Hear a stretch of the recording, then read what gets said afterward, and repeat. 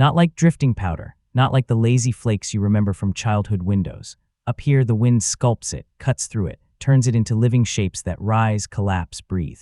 You watch it shift over the old road as you climb, boots sinking deeper with every step, the cold clinging to your bones the way old memories cling to the edges of your mind. You're not sure what brought you back here. Not really.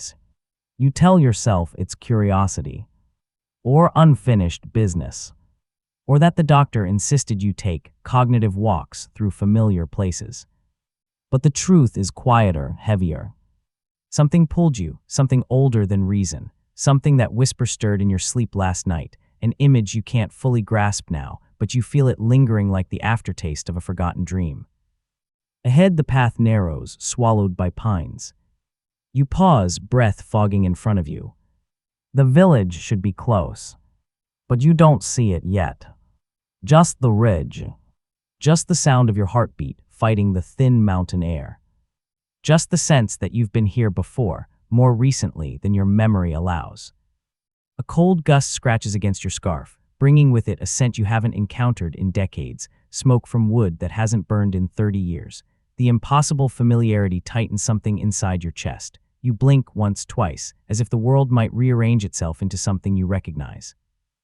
Then you hear it. A faint crunch. Snow shifting under weight. Not yours. You turn slowly. A shape stands halfway down the trail, still, silent, watching you. A dog, large, winter-thick fur. Its coat is mottled gray and brown, touched by frost. Its ears are pricked forward, its body perfectly still. Only its tail moves, one slow wag, deliberate, like a greeting held in suspension. You swallow. The cold suddenly feels different, closer, sharper. You don't remember this dog. You're almost certain you've never seen it. But your body reacts before your thoughts do. Your hand rises, fingers trembling inside your glove, as if your muscles recognize something your mind cannot. The dog tilts its head. Another slow wag. Then it turns and begins walking up the road, toward the village that was abandoned before you were old enough to have proper memories of it. You stand there for a moment, unsure why the sight shakes you. Maybe it's nothing. Maybe it's everything. Memory and forgetting have always lived side by side in your head, shuffling places without warning. The dog glances back once, checking if you'll follow. You do. The trail winds deeper into silence, broken only by the dog's steady steps ahead of you. Every few seconds it looks back, as if making sure you don't lose your way, as if this is something it has done before. The tree's thin. And then you see it. The village. Or what's left of it.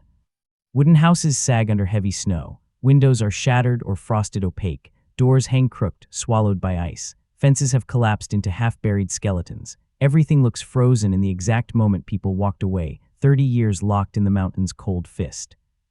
Your heart stumbles. You feel a fracture inside you, like something long buried in your memory stirs, rising toward the surface. You take a step forward. And another. The dog trots to the end of the main street and waits, tail wagging faintly, breath misting the air. It stands exactly where your mind draws a blank, where a hole opens in your recollection, black and swallowing. You've seen this street before. You know you have.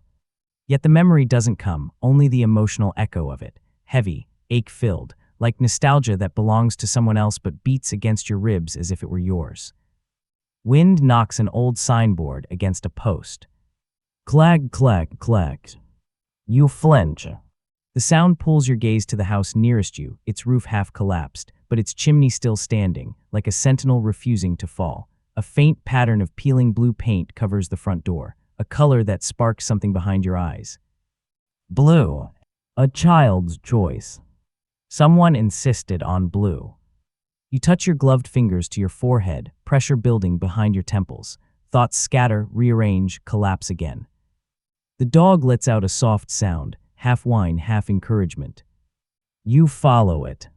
It leads you down the silent street, passing a frozen well, a rusted tricycle half buried in snow, a wooden bench carved with initials eroded by decades. Everything feels familiar in the way a dream feels familiar, intimate, yet unreachable. The dog stops at a small house near the end of the road. The one from the image in your dream. You feel it before you understand it. A heavy sensation. Like walking into a room where you once cried, or laughed, or lost something important. The door is slightly open. The dog nudges it with its nose, then backs away, giving you space, as if it knows this moment isn't for it, but for you alone. You hesitate. The air inside the doorway smells stale, dust-heavy, but tinged with something faintly sweet, like old tea leaves left forgotten in a tin. You step inside. Your boots sink into a thin layer of undisturbed snow. The interior is dim, lit only by the light leaking through broken windows. Furniture sits where it was last used, table tipped sideways, chair missing a leg, a shelf collapsed into splinters. Your eyes travel across the room aimlessly until they catch the stove. Heavy metal, rusting, tilted sideways where the ceiling beam fell. Snow crusts its sides, frost glinting off the iron door. You move closer. Something tugs at you, an instinct that doesn't feel like yours, but feels undeniably real. You kneel beside the stove and brush snow away. Your gloved fingers hit something solid buried beneath the collapsed frame, something rectangular. Your breath sticks in your throat for a split second, not fear, but anticipation, like standing at the edge of a memory you're afraid to fully recall. You dig slowly, carefully. A small leather book emerges, its cover stiff with cold, its spine cracked. A diary. 30 years old, maybe more. The mountain preserved it the way it preserves everything, perfectly, eerily. Your hand shakes as you open it. Inside, the ink has faded but not disappeared. The first page is dated. January 12, 1984. The handwriting, rounded, almost childlike, sparks something at the base of your skull, a flicker, a whisper. You know this handwriting, but you don't know how. A sound echoes behind you, soft steps in snow. You turn. The dog stands in the doorway, watching you. Its eyes glisten with something sharp and warm, something that cuts through you with an ache you don't understand. The dog takes one step inside. Then another. It moves slowly, carefully, like someone approaching a fragile truth. Its gaze never leaves you. You feel the weight of recognition in that stare, deep, ancient, personal. Your heart beats harder. You know, without knowing why, that the dog has seen this diary before. That it knows what's written inside. That it knows you should read it. A gust of wind rushes through the open doorway, swirling snow into the room. The flakes spiral around you, dancing in the dim light before settling on the stove, the floor, the old leather cover in your hands. You look down at the diaries. You look back at the dog. Its tail sweeps the floor once, slow and deliberate. The village is silent. The cold presses close. Your own breath sounds impossibly loud. You turn the page. A single sentence stares up at you, handwriting you recognize but cannot place. If you're reading this, it means you finally came home. Your pulse hammers. You don't remember writing this. You don't remember being here. You don't remember any of it. But the dog takes one quiet step forward, rests its head against your knee, and in that small, gentle touch, your memory cracks. Not fully. Just enough for something warm and painful to leak through. A name. A voice. A laugh. Something you lost long ago. And the dog watches you, waiting. As if it has been waiting for this exact moment. For 30 years. The diary feels heavier than it should. Not physically, your fingers can easily hold it, but somewhere deeper, behind your ribs, as if the book has its own gravity, as if the pages know who you are even when you don't. You stare at the sentence again. If you're reading this, it means you finally came home. The words look back at you like an accusation or a welcome. The dog presses its head more firmly against your knee. You can feel warmth through your clothes, a small, pulsing reassurance that doesn't match the emptiness crawling through your memory. A shiver travels down your spine, but it isn't the cold. It's something else. Recognition without understanding. You turn the page. Another date. Another entry. The ink more faded, the handwriting jittery, as if written by someone whose hand trembled from emotion or cold. January 15, 1984. You said you'd come back. I'm writing this so you won't forget where to find us. Your throat tightens, not the way it did in part 1. This time it feels like a knot forming from the inside, like your vocal cords tangle around a memory trying to surface. Us, you whisper aloud. The sound of your own voice feels foreign, thin, worn. The dog lifts its head at the sound, ears pricking upward. Snowflakes cling to its fur, tiny crystals catching the dim light as they melt. Its eyes, dark, deep, searching, hold an intense focus, as if it's waiting for the rest of the memory to break open. You flip forward, fingertips brushing stiff, cold-edged pages. Most entries are short. Fragments. Some only a line or two. But each one hits somewhere inside you, somewhere raw and unready. A voice in your head murmurs, "This is mine." Another voice counters, "No, it can't be." You don't know which one to believe. Outside, the wind scrapes across the roof, loose boards creaking under the pressure. Snow shivers down the broken rafters, scattering white dust across the floor. The sound sends a spike of unease through you, not fear, but the instinctive awareness of age-weakened structures pressing in around you. You need air. You close the diary gently, slipping it into your coat. When you stand, your knees pop softly, reminding you of the years you've lived and the years you've forgotten. The dog backs up to give you room, then trots toward the door, looking over its shoulder as if asking you to follow. You do. The air outside hits you like a cold splash, sharp and clean. Snowflakes float lazily now, the storm having eased into a quiet drift. The village lies still beneath it, motionless, breathless, like a photograph that never finished developing. As you step into the street, the dog walks ahead, paws crunching softly. It doesn't rush. It moves with the steady certainty of someone guiding a familiar guest. Where was you waiting? You murmur. The dog's tail sways once, a subtle flick. You realize something then. It isn't just guiding you. It's testing you, watching how you react to things, which houses you look at, where your footsteps slow. It knows more about your past than you do. The thought makes your stomach feel hollow. You reach the center of the village, the old square. You stop. Your feet freeze in place. Your breath hiccups out of rhythm. A sensation rushes through you, like stepping into an old photograph of your own life. Because you've stood here before. You know you have. But all you feel is the ghost of the memory, the shape of it, the emotional silhouette, not the details. The dog sits beside you. You don't remember teaching it to do that, yet something about its posture looks like a habit learned long ago. A gust of wind spins powdery snow across your boots.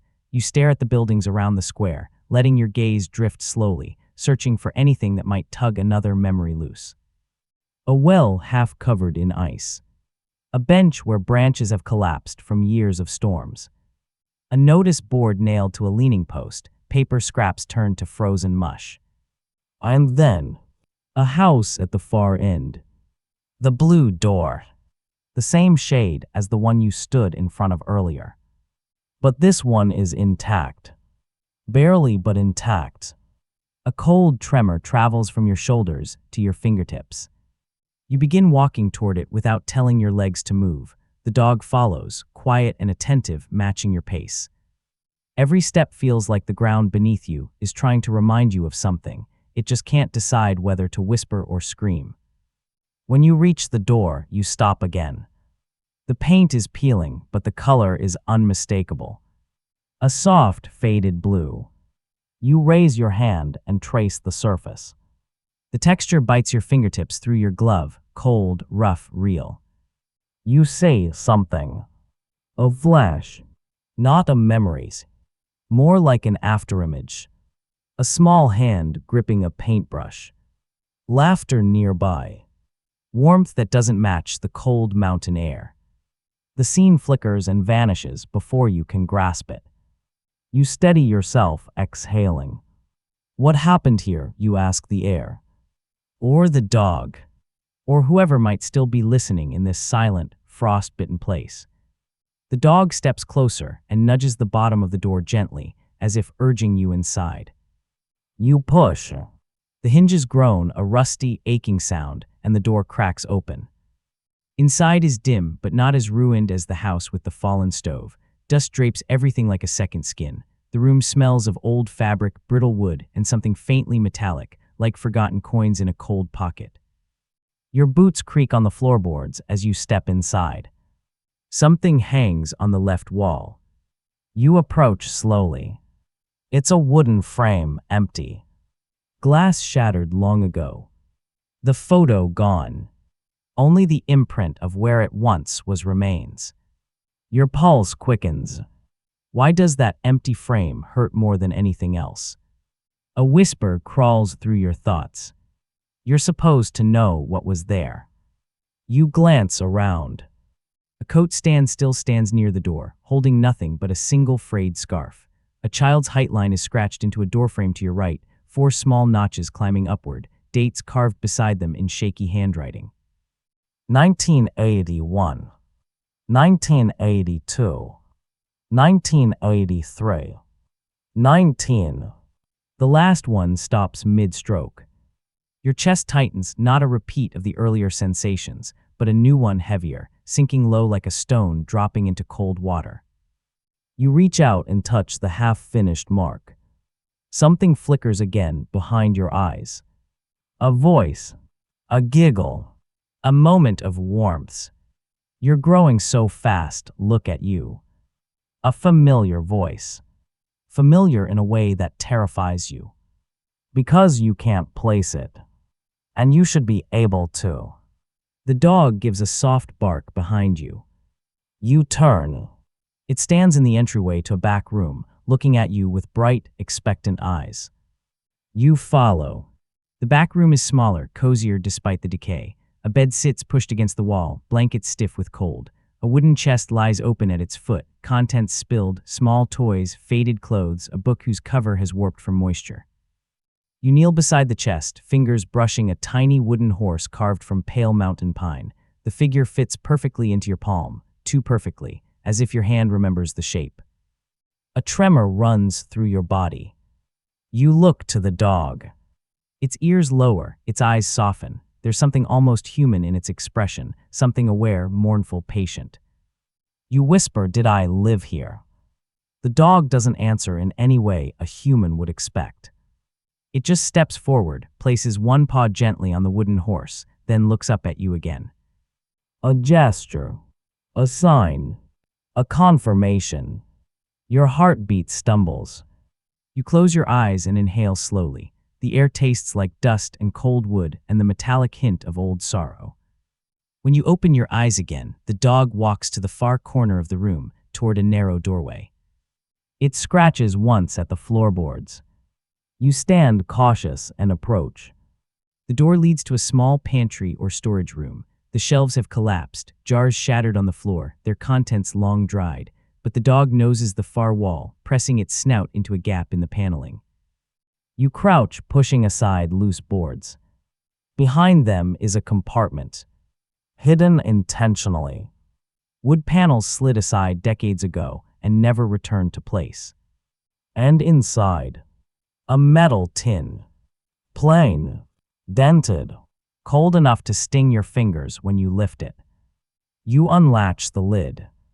Inside are folded papers, photographs, a key. Your breath escapes in a broken exhale. The top photo shows 3 figures standing in the snow, one adult, one child, and a dog that looks unmistakably like the one beside you now, except younger, tail high, eyes bright. You stare at the picture so long the cold bites into your knuckles. You almost drop it. Because the adult in the photo, the one smiling awkwardly, one hand resting protectively on the child's shoulder, is you. You don't remember the child. You don't remember the moment. You don't remember the dog. The dog nudges your leg softly, acknowledging the truth before you can. You look down at it, the photograph trembling slightly in your grip. "How long were you waiting for me?" you whisper. The dog lowers its head, nose brushing your boot gently, almost lovingly. You swallow hard. Because whatever this village once was, whatever life you lived here, whatever memories were carved into blue paint and height lines and wooden horses, they aren't gone. Not completely. Something inside you is waking. And it hurts. But the dog moves closer, leaning its weight against your shin in a quiet, steadying gesture. The message is unmistakable. You didn't come here to remember. You came here to finish something. The photograph doesn't stop trembling in your hand.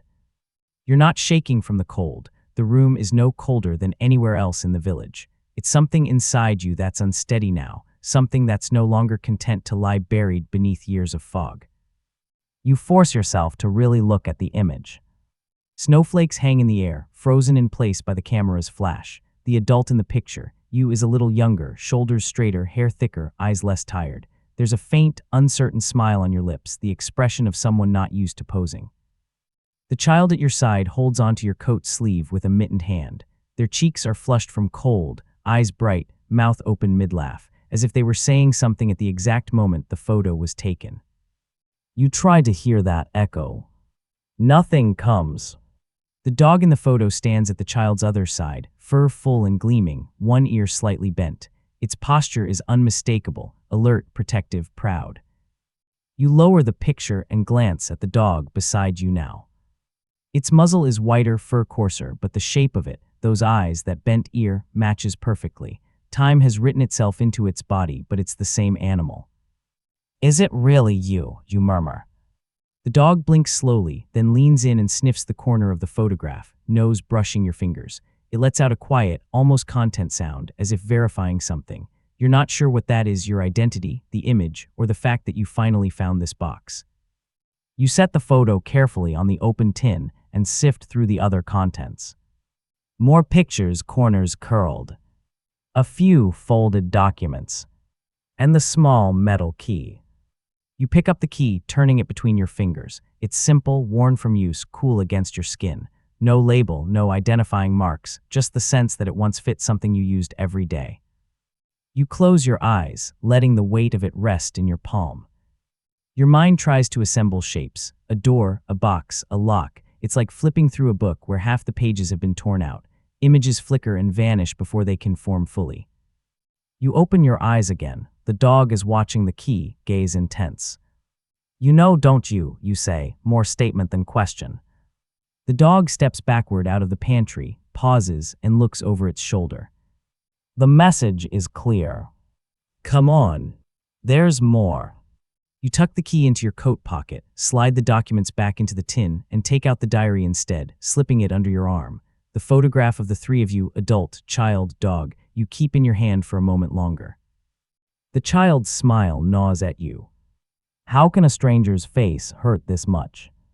Carefully, you place the photo inside the diary, between the first few pages, as if returning it to its rightful owner. Then you stand and follow the dog. Back in the main room, the light has shifted, late afternoon slipping toward early evening. Shadows stretch long across the floorboards, gray shapes reaching toward each other like fingers. You step outside. The cold feels sharper now, but you register it only distantly. Your mind is elsewhere, navigating a different kind of chill, the one in the spaces where memories should be. The dog trots ahead, paws leaving neat patterns in the fresh snow that has drifted in while you searched. It pauses in the middle of the square and looks at you, waiting to see what you'll do next. You glance around. There's an order to the village, a layout your body seems to recall even if your mind cannot. You know, without thinking, that there's a path behind the houses leading uphill. You know there was once a small shop near the well. You know the school building sits at the far edge of the settlement, where the land drops away to a steep slope. You don't know how you know. Let's see how much the mountain remembers, you mutter. This time you choose the direction. The dog falls into step beside you, close enough that your sleeve brushes its fur once or twice. The contact steadies you, like a hand on your shoulder.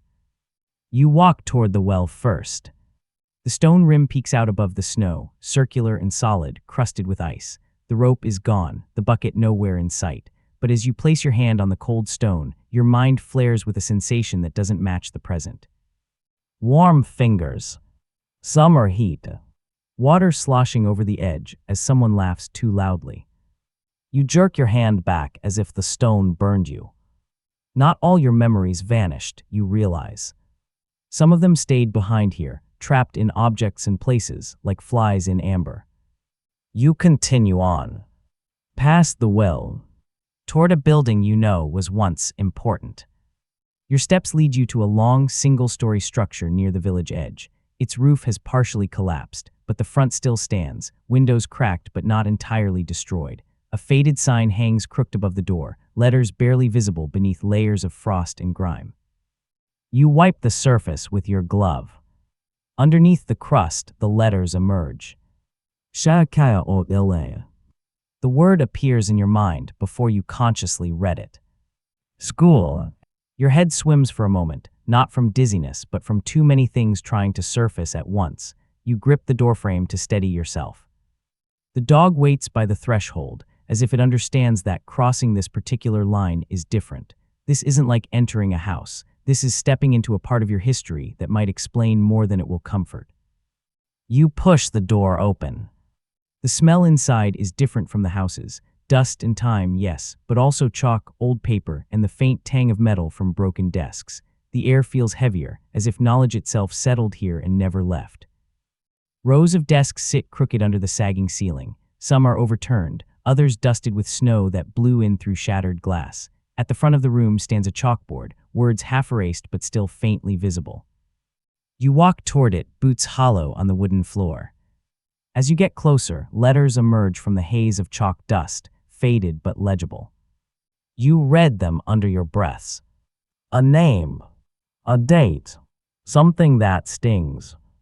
You recognize your own handwriting on the board, though it's more confident here, more deliberate than in the diary. You had stood here, not as a child, but as something else.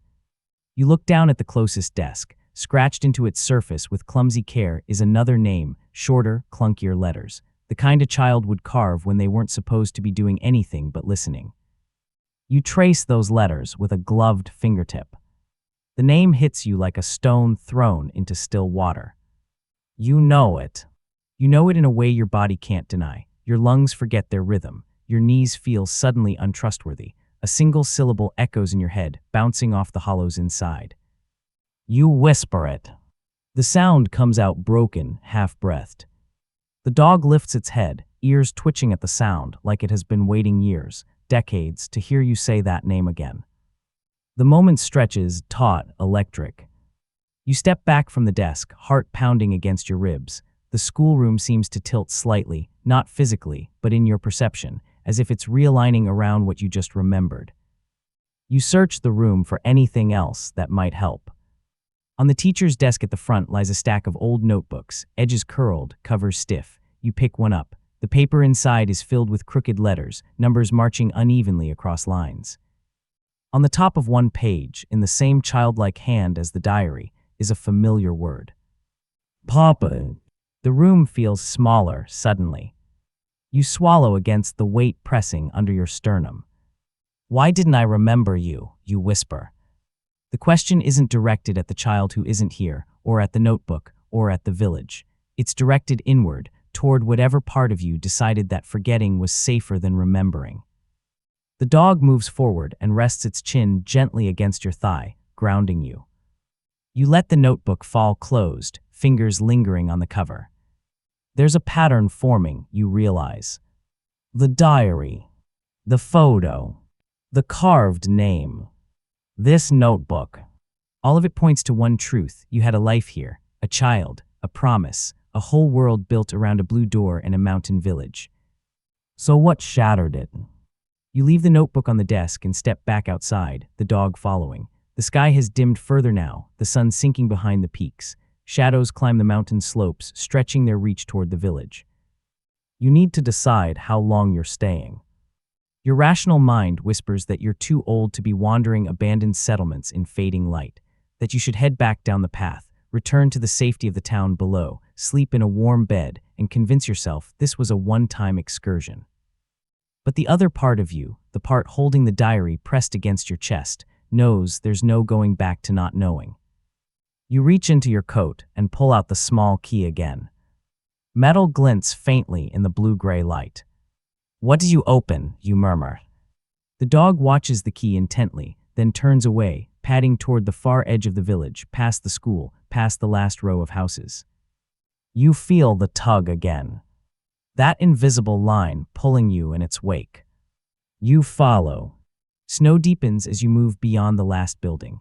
The landscape opens up into a steep drop, the mountain falling away into a valley shadowed by trees. But the dog veers left, skirting the cliff, heading toward a small structure almost entirely buried under drifts. Only the roof ridge shows clearly, like the backbone of some sleeping creature. As you draw closer, you see the outline of a door nearly covered in snow, a small window beside it long frosted over. A storage shed. Or something like it. The dog stops at the door and looks back at you, tail held low but steady. Your heart gives a strange lurch. You step up to the door and brush snow aside, revealing a lock. The metal around it is rusted, but the keyhole is still visible beneath a crust of ice. Your fingers are stiff as you fit the key into place. For a moment, nothing happens. Then, with a reluctant click, the mechanism gives. You feel the resistance of years crumble. The door doesn't swing open easily. You have to lean your shoulder into it, pushing hard until it groans and yields, moving inward with a shower of snow from its frame. The air that spills out is colder than outside, but somehow denser, full of trapped time. You lift your headlamp, the small one you almost didn't bring, and flick it on. The narrow beam cuts through the gloom, revealing shelves lining the walls. Boxes, crates, metal containers, and along one side, rows of objects carefully preserved beneath old sheets. You step inside, the dog close at your heels.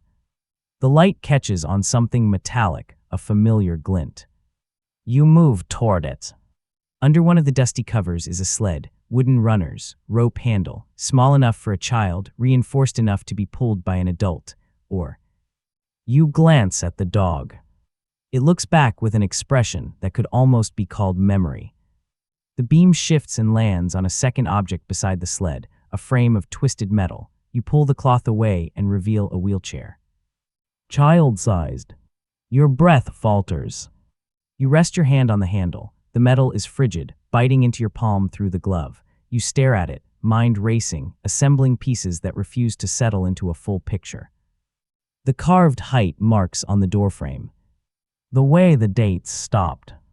The photo with the child bundled in thick clothing. The sled. The chair. The diary's first line, "You said you'd come back."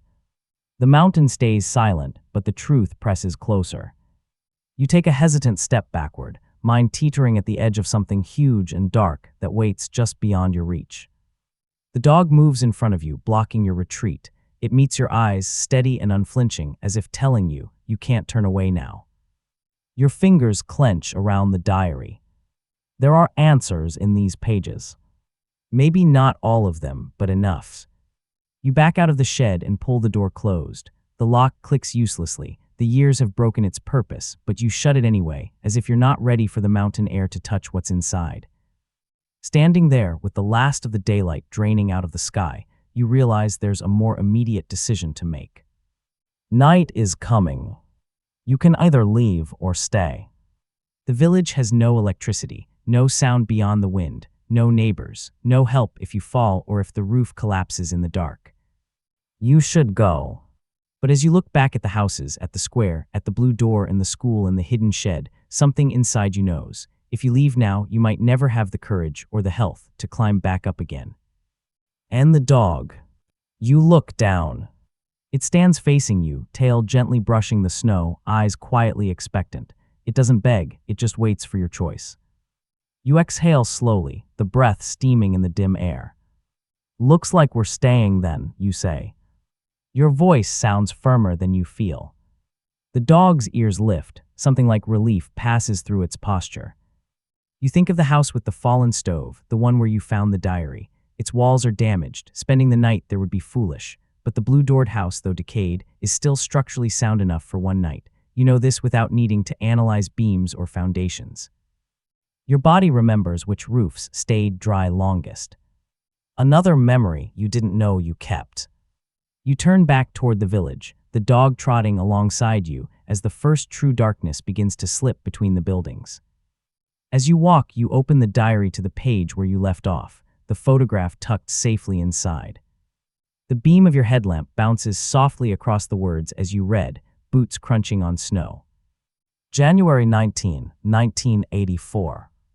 The doctor said it might get worse, that you might forget things. I told him you never forget anything important. I told him you remember every little detail. The irony of that sentence cuts deep. You keep reading as you move through the square. So if you're reading this and you don't remember, it's okay. That just means it went the way he said, but you promised you'd come back one day. You promised you'd follow him if he waited, and he never left. You lower the book.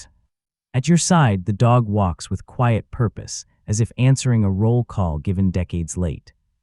You reach the blue-doored house again, just as the sky shifts from deep cobalt to almost black. A few stars pry themselves loose from the dusk and blink awake. You step inside, dog at your heel, and close the door against the wind. The diary lies open in your hands.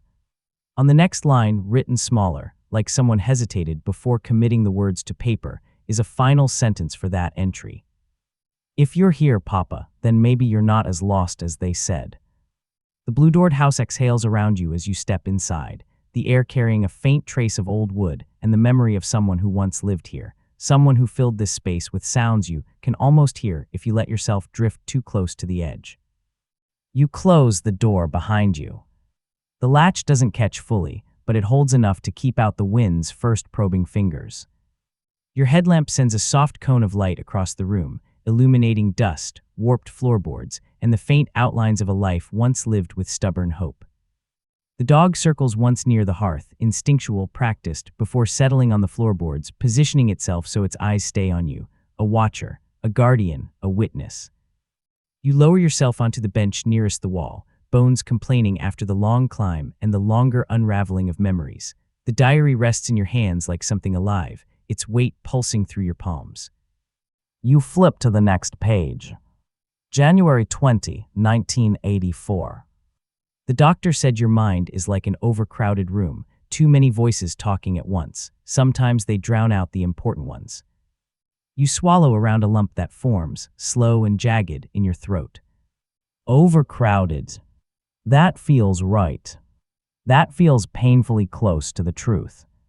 You press your fingers to your temples. The pressure doesn't unlock anything. It merely reminds you that there's a door inside your skull that hasn't been opened in far too long.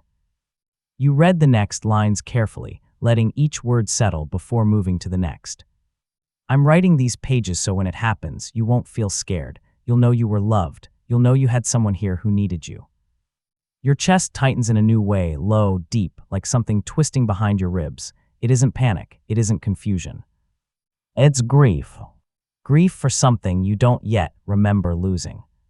The dog lifts its head at your change in breathing. You force yourself to inhale slowly, long and precise. The cold air sharpens your focus. You return to the diary. He asked again today if you were coming back soon. I told him yes. I told him you always keep your promises. You shut the diary.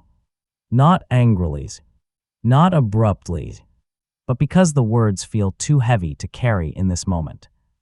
You rest it on your lap and stare at the cracked wall ahead of you. The patterns in the peeling paint form shapes that tug at the edges of your mind, shapes that might be memories, or might be mirages conjured by exhaustion and loss. Why did I leave? You whisper. The dog rises onto its elbows, watching you intently. You don't expect an answer. But something moves in the house, a faint shift of air, a soft creak, as though the walls themselves are considering the question. You stand, driven by an impulse that doesn't feel entirely your own. The house has more to say. You enter the next room, your headlamp sliding across the bed you saw earlier. The small wooden horse you found earlier sits on the window ledge now, where you placed it absent-mindedly upon returning. The beam of light touches the carvings on the bed frame. Scratches. Tiny patterns. Not random, purposeful. You kneel to inspect them. There are shapes etched into the wood, uneven lines, a sun, a stick figure, a dog with a bent ear that immediately draws your breath tight. The child drew this. Your child. You place your hand on the carving of the dog.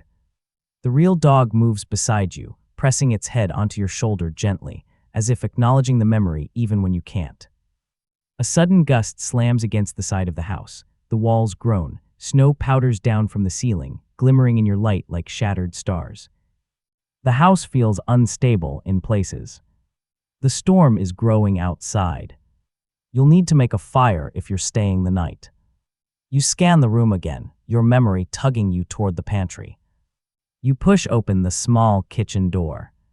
Cold greets you like a second presence. Shelves bow under the weight of time. But in the corner, near the old stove, sits a pile of logs stacked neatly, older than any wood should be, but dry enough to burn. You blink. Someone must have placed them there long after the village was abandoned. Someone who knew you'd come back. Or hoped. You gather a few logs, bring them to the hearth, and carefully stack them. The dog watches every movement, tail flicking once each time you shift a piece of wood. You strike flint against metal, sparks dance off the stone. The third try catches. Flame crawls along the brittle log surface, orange embers blooming like slow dawn. Warmth begins to push the cold back. The dog moves closer to the fire, lying down with a soft grunt, its fur catching flickers of orange. For a moment, you let yourself breathe in the quiet. The crackle of wood. The soft howl of wind outside. The dog's steady sighs. But rest is brief. After a few minutes, the warmth loosens the edge of your thoughts, and something surfaces, not a memory, but a question you'd been avoiding. Where is the child now? You pull the diary close again, hesitate, open it. A later page has a different tone, sharper, words written with heavier pressure, ink smudging where fingers lingered too long. February 3, 1984. It's getting worse. He asked me again today why you didn't come home. I told him you were working. I lied. I didn't know what else to say. Your pulse stutters. Working. What work would take you away from here? You turn the page. February 10, 1984. The doctor came again. He said the same thing he always says, prepare for the future. His condition may not improve. I wanted to throw him out of the house. Instead, I nodded and thanked him. A cold sweat begins to form along your back. A condition. A wheelchair. A sled for winter transport. You read on, feeling dread take shape inside you. He drew you a picture today, said he wanted to give it to you himself, said you smile when you saw it. Your heart aches in a way that feels familiar, intimate. Where is that picture, you whisper. The dog lifts its head, then gets up, walks toward the small chest at the foot of the bed, taps it with its paw. You rise slowly, legs heavy, and kneel beside the chest. You lift the warped lid, find the small pile of drawings inside, paper stiff with age, yet protected enough to survive. You sift through the sketches. Clumsy shapes, blue scribbles, stick figures, a child's world drawn with hope. Then you find it. A drawing of 3 figures standing in front of the blue door.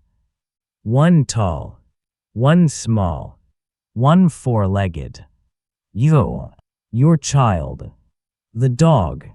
The edges crumble under your touch. The truth sharpens from mist to silhouette. This wasn't just a home. It was your purpose, your life, your promise. You stand abruptly, breath shaking. Why did I forget? The question spills out before you can temper it. The dog watches you, ears low, posture soft, as if trying to cushion a blow that hasn't landed fully yet. You pace the room, heartbeat rising like a drumbeat in a narrow hall. Something happened. Something strong enough to break memories, snap connections, erase names. You grab the diary again and flip further forward. Pages are missing. Torn out. Something inside you cracks. Who tore these out? Your voice fractures around the words. You flip past the gaps, desperately seeking answers. Finally, a later entry survives. The handwriting looks frantic. Uneven. Rushed. March 2, 1984. They said the storm was too strong. They said the road would be closed. They said we shouldn't wait any longer. Your skin prickles. You read faster. He kept asking for you. I kept telling him you were coming. I told him you always keep your promises. Your breath stops halfway in your chest. But the fever wouldn't break, and when the snow started falling harder, I realized I couldn't do it alone. The edges of your vision blur. I left him with the doctor. You weren't here. I had no choice. Your fingers tighten on the diary until the spine creaks. You say, a small figure bundled in blankets. A feverish face. A trembling hand reaching for someone who wasn't there. Reaching for you. The room tilts. The fire crackles louder, as if trying to drown out the sound of your heartbeat. The dog moves to you again, pressing its head against your thigh, gentle but insistent, grounding you before you fall into the weight of the truth. You whisper, barely audible. What happened to him? The diary offers no answer. The pages after this entry are blank. Totally blank. As if the writer never had the chance to continue. You close the book slowly, the edges cutting lightly into your palms. There is more to uncover. More you aren't ready for. More the dog has been waiting years for you to face. But one truth already lands hard. You weren't just someone who lived here. You were someone who left. Someone who didn't return in time. Someone who lost something too big to hold inside your mind. A faint sound rises outside. Wind. No. Something else. A distant, hollow clang. Metal hitting metal. You freeze. The dog stiffens, ears snapping upright. Another sound. A dull thud. Then quiet. Something or someone is out there. The dog turns to you, gaze burning with meaning. Not fear. Not warnings. Recognition. Whatever waits outside is connected to the missing pages, the broken memories, and the child you lost. The metallic echo hangs in the air long after the sound itself has faded. You stand motionless, breath held hostage somewhere deep in your chest. The fire crackles behind you, spitting soft sparks, but its warmth suddenly feels far away. The house seems smaller now, the walls pressed inward by a presence you cannot yet see. The dog stands rigid, ears pricked, tail still, body angled toward the door.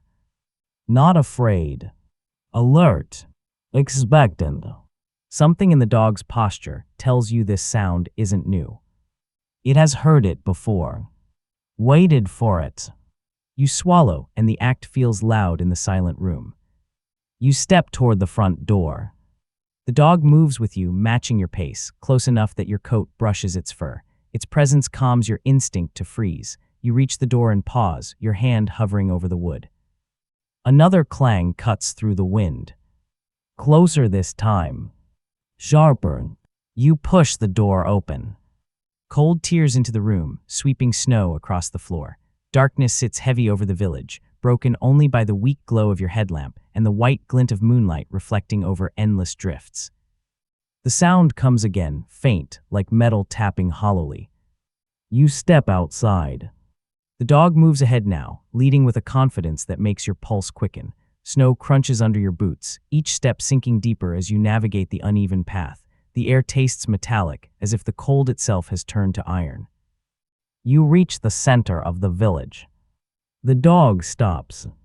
Its breath puffs white rhythmically, steady, silent. You listen. Wind whistles.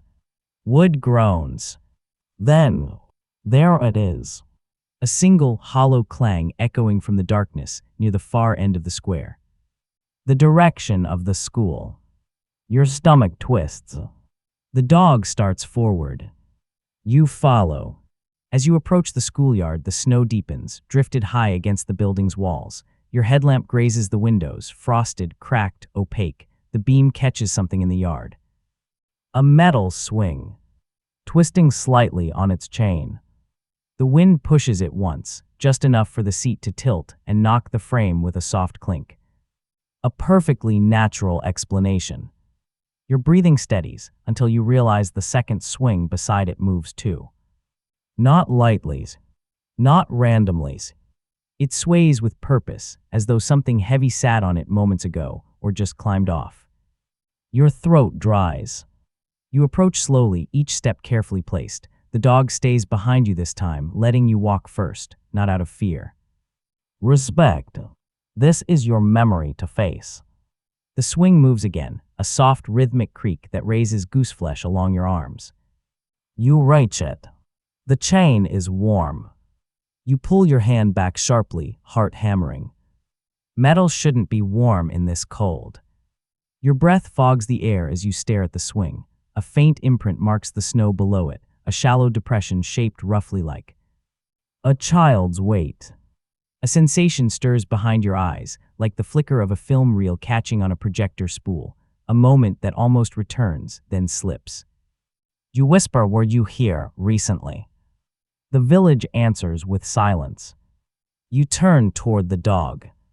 It stands utterly still, eyes fixed past you toward a narrow path winding around the school building. Its gaze is sharp, intense, almost urgent. It wants you to see something.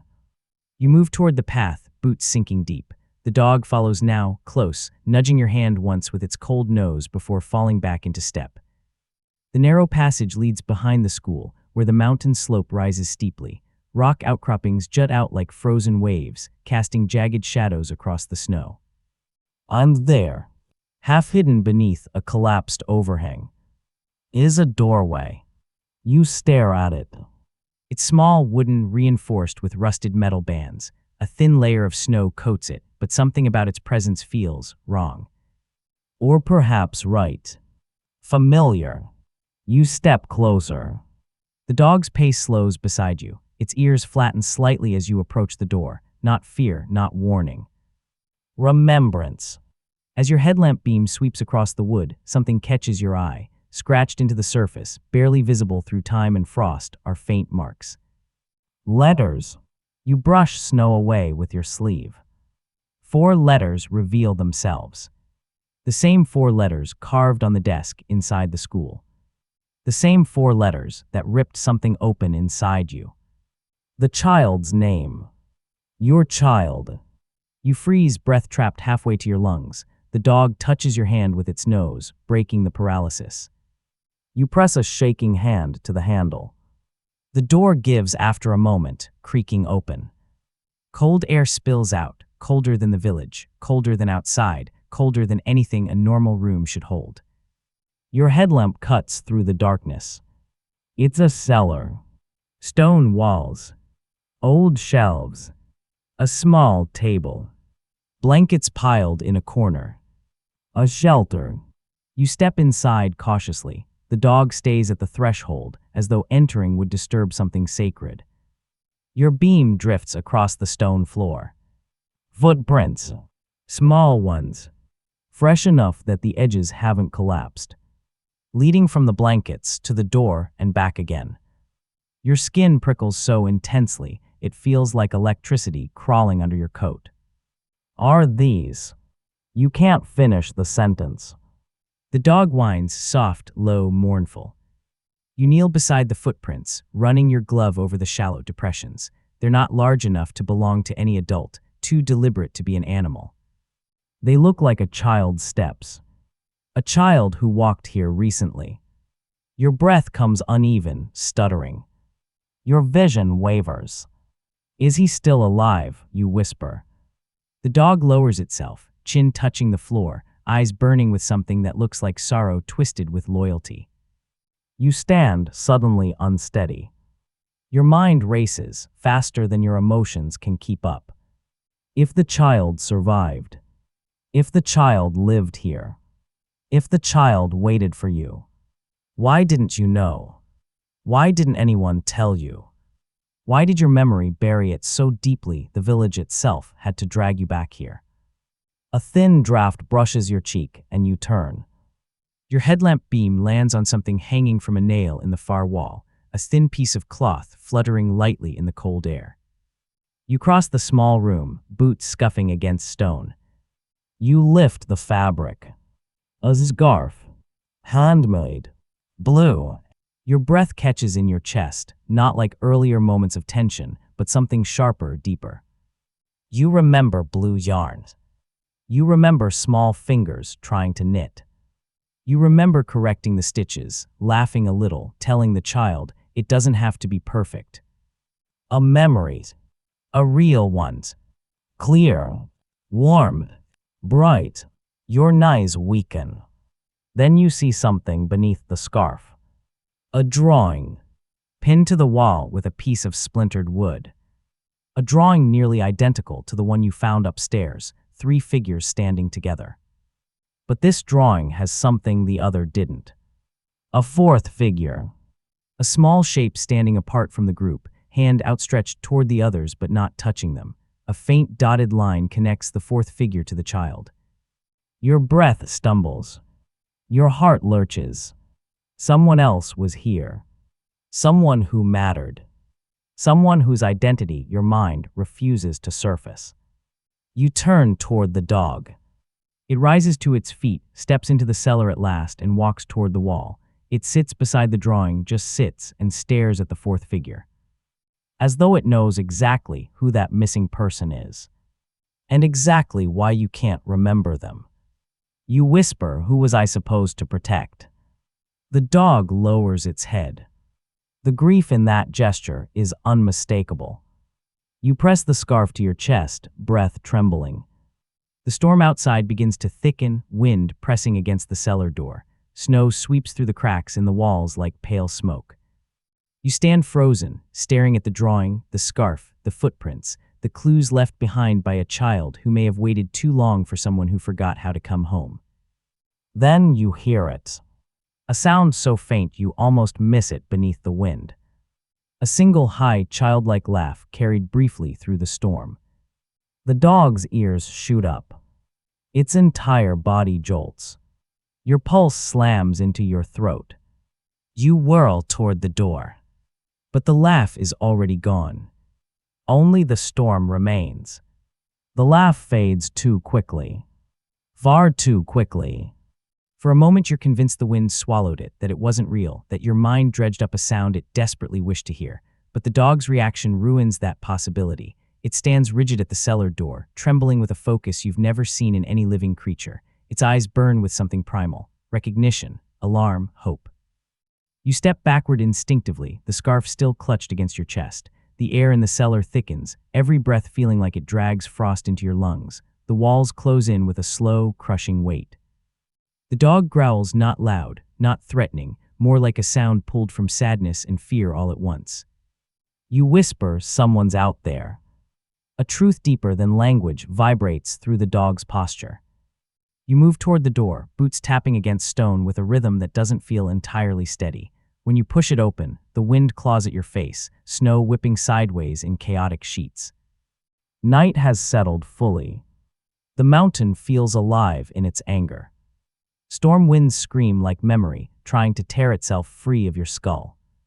You step outside. Every sound becomes sharper in the dark. Every breath a cloud of urgency. Every footstep a disturbance in the untouched snow. The dog darts ahead, nose to the ground, following an invisible trail. You follow, headlamp slicing through the storm. The beam catches swirling flakes that look like ghosts twisting around each other. You reach the schoolyard again. The swings are still. No footprints disturb the snow except your own. The laugh couldn't have come from the yard. Not unless the child, or whatever you heard, floated. That thought sends a cold spike along your spine. The dog suddenly veers left, toward the path leading between 2 houses. You follow without hesitation, boots sinking ankle deep. The wind roars between the buildings, funneling blasts of snow into your face. You squint through your headlamp beam, scanning for any sign, movement, shifting shadows, a flicker of color against the monochrome landscape. Then you see it. A shape. Small. Ducking behind the corner of a distant building. You freeze so abruptly, the cold stabs into your bones. You blink once, twice, clearing snow from your lashes. Nothing stands there now. The dog growls, deep and uncertain, ears pinned but not in aggression. something closer to confusion and heartbreak. Did you see that? The question leaves your lips in a shaky whisper. The dog steps forward, nose lifted, sniffing the wind. A scent. A trail. Proof. Your heart accelerates, erratic as if trying to catch a memory running ahead of it. You force your legs into motion, following the dog as it leads you deeper between the houses. The village seems to twist around you, familiar streets warping subtly, guiding you toward a place you haven't yet dared to explore. The old community hall. Even before you see it through the swirling snow, you feel its presence, a heavy shape looming at the far edge of the settlement. Your stomach drops. You don't remember the building itself, but you remember avoiding it. Why? Your boots crunch across the frost-hardened porch as you approach. The door is cracked open, snow blown inside. The dog stops on the threshold, staring into the darkness. You whisper, "Is he in there?" It doesn't move, doesn't bark, doesn't flick its tail. It just looks at you with an expression that feels like warning and sorrow tangled together. Your hand rests on the door. The cold numbs your fingertips instantly. You push it open. The hinges scream. Your headlamp's beam sweeps across a wide, empty hall, floor warped by years of moisture, chairs overturned, a long table collapsed in the center like a broken spine. Snow has piled in drifts along the walls. Wind whistles through shattered windows. Your breath fogs thickly. You step inside. Something feels wrong with the air. Heavier. Older. The dog pads behind you, each paw step impossibly quiet for an animal its size. Your light catches something near the far wall. A small chair. Positioned upright. Clean of snow. Someone moved it recently. Your pulse becomes uneven. You approach the chair slowly, scanning the room. Beside it sits a box, the lid half open. You kneel, heart pounding, and push it back. Inside, toys, blankets, a pair of tiny gloves. Your heart jerks violently. You pick up the gloves. They're warm. Warm. You drop them as if they're burning you. The gloves fall into the box with a soft thud. You jerk your hand back, inhaling sharply, your mind spinning out of control. Someone has been here. Very recently. The dog whines behind you, pacing restless.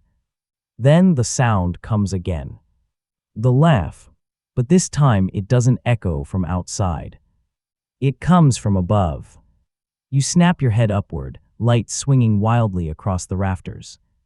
Footsteps patter across the ceiling, light, quick, unmistakably small. Your breath halts halfway up your throat. A child. Directly above you. Running. You take one step back. The footsteps stop. Silence crashes into the hall like a physical force. Your hands tremble not from cold, but from something far more primal, a mixture of fear and hope and dread. You whisper, "Hello." Your voice wavers. Are you up there? A second of stillness. Then, a soft tapping. Delicate. Metallic. Your beam follows the sound to a metal vent near the ceiling, half torn from the wall. Something moves behind it, shifting shadow, flicker of motion. The dog growls again, backing up slightly. Your breath fogs in uneven bursts. You lift your voice slightly. It's okay, I'm not here to hurt you. No answer. Another tap. Then a whisper. Or wind. It's impossible to tell. But you swear you hear your own name, spoken so faintly it could be imagination or memory bleeding into reality. You step toward the stairs at the far end of the hall. The wood creaks beneath your boots. Each step feels like trespassing into a decade you abandoned.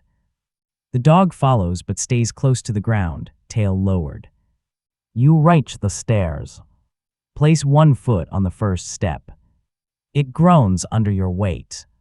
Halfway up, a soft patter crosses the floor above you, retreating, circling, watching. Your mouth dries. Your pulse quickens. Every instinct screams caution, but curiosity and something deeper propel you upward. At the top, you reach a narrow hallway. Your light sweeps through it. Rooms line each side, doors open, revealing storage spaces filled with old equipment, stacked chairs, broken boxes. Then, at the end of the hall, a door slowly swings shut, as if nudged by a small hand. You freeze. The dog whines behind you. You step forward, heart hammering. At the door, you pause. Your hand hovers over the knob. Please. Your voice cracks. Please let me see you. You turn the knob. The hinges whisper as the door opens. Your headlamp reveals a small room. Dust. Collapsed shelves. A single window rattling in the storm.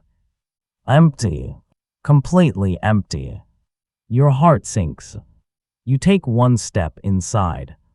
Your foot hits something soft. You look down. A stuffed toy dog, sewn crudely from old fabric. One ear bent, just like the real dog. Your knees buckle as you pick it up. It's still warm, a warmth that feels impossibly recent. The dog steps beside you, sniffing the toy gently, then lifting its head as if searching for the child who carried it only moments ago. You whisper, "Where are you?"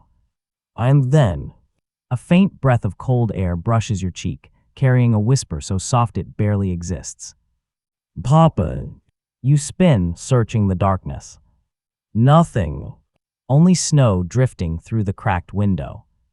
Your legs shake. You lower yourself to the floor, the stuffed toy pressed to your chest. Tears prick your eyes, not falling yet, but threatening. The dog rests its head on your knee, steady, loyal, present. You look at it, really look. Its fur is dusted with age, but beneath that, you see something you hadn't recognized before. Hope, loneliness, loss. This dog has waited decades for someone who never returned. For you, and the child, your child, if alive, is trapped here hiding, unable to leave. Or worse, something else happened. Something your mind erased to survive. Your voice cracks as you whisper to the empty air. I'm here now. I swear I won't leave again. But the storm outside roars in response, as if the mountain knows more than it will say. As if it's warning you. This village didn't just lose you. It trapped something else. Something you forgot. Something waiting for you to remember. You don't realize you're whispering, "I'm sorry," until the words scrape across your teeth. They spill out over and over in the dim little room, barely more than breath, directed at the empty air, at the stuffed toy in your hands, at the dog pressed against your knee, at the walls that have seen far more than they'll ever confess. The storm batters the building, rattling the cracked window in its frame. Snow sifts in through microscopic spaces, swirling in the beam of your headlamp like dust in a projector cone. The world outside has been swallowed by white noise. You are alone. Except you're not. The dog's steady weight against you says otherwise. The faint echo of a child's voice, "Papa," still rings at the edge of hearing. The warm gloves, the fresh footprints, the rearranged toys, they all insist on one thing. Something of your child remains here. Whether in body, memory, or something in between, you can't yet say. You force yourself to stand. Your legs protest, muscles stiff from the cold and from kneeling too long. The stuffed toy dog dangles from your hand. You tuck it into your coat near your heart where it won't fall. The real dog rises too, joints creaking softly. It shakes itself, sending a light spray of melted snow from its fur, then fixes its gaze on you, waiting. We have to find him, you say. The words surprise you with how solid they sound. Not if he's here. Not if he's alive. Just the simple, impossible conviction that finding him is the only thing that matters. The dog's tail gives a single, decisive sweep. You turn and step back into the hallway, the floorboards groaning beneath your weight. The headlamp throws elongated shadows down the corridor, each doorway a dark, yawning mouth. You move quickly, not because you want to, but because lingering here feels wrong, like standing in the wings of a stage when the real performance waits elsewhere. Down the stairs, past the empty hall, outside into the screaming wind. The cold slams into you, stealing the air from your lungs for a heartbeat. Snow whips across your face, stinging your skin. You pull your scarf higher, feeling the fabric rasp against your cheeks. The dog pushes past you and takes the lead. Not toward the school. Not toward the blue-doored house. Not toward the shed with the wheelchair and sled. It takes a different path this time. Around the side of the community hall. Between two laning houses. Toward the far edge of the village, where the land fractures into a steep, tree-choked slope. You follow, each step heavier than the last. How long did you keep searching? You ask the wind. The dog doesn't answer. But it doesn't hesitate either.